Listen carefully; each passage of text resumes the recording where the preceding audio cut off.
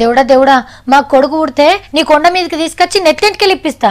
సామి మా చిన్నోడు 10 పాస్ అయితే నడుచుకుంటా తీసుకొచ్చి నీ దర్శనం చేపిస్తా. మావోనికి మంచి జాబ్ వస్తే ఫస్ట్ జీతం మొత్తం నీకే ఖర్చు పెడతా అని ఇట్లా మొక్కుతుంటారు అమ్మలు.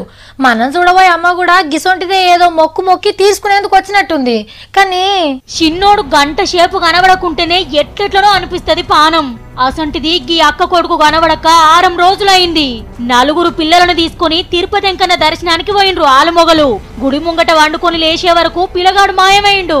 అగో ఈ బద్మాషిగాళ్లే కిడ్నాప్ చేసిండ్రు. వీళ్లను ఏడ కూసున్నది, ఏడ నిలబడ్డది, ఏం చేస్తుంది మొత్తం చూసుకుంటూ తిరిగిండ్రు వాళ్ళెనకనే. టైం చూసి పిల్లగాన్ని ఎత్తుకొని జారుకున్నారు మెల్లగా. ఎట్లా కిడ్నాప్ చేసి తీసుకోబోయింది సీక్రెట్ కెమెరాలలో మొత్తం రికార్డ్ అయింది.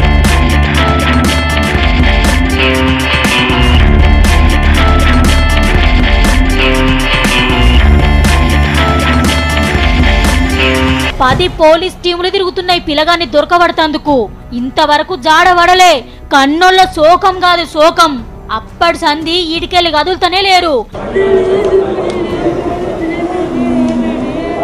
కొడుకు దొరికేదాకా కొండ మీదికెళ్ళి దిగమంటుండ్రు. ఎవ్వరి ప్రయత్నాలు వాళ్ళు చేస్తుండ్రు. ఇక పిల్లగాన్ని తీసుకొచ్చే బరువంతా 7 కొండల ఎంకన్న మీదనే ఉన్నది.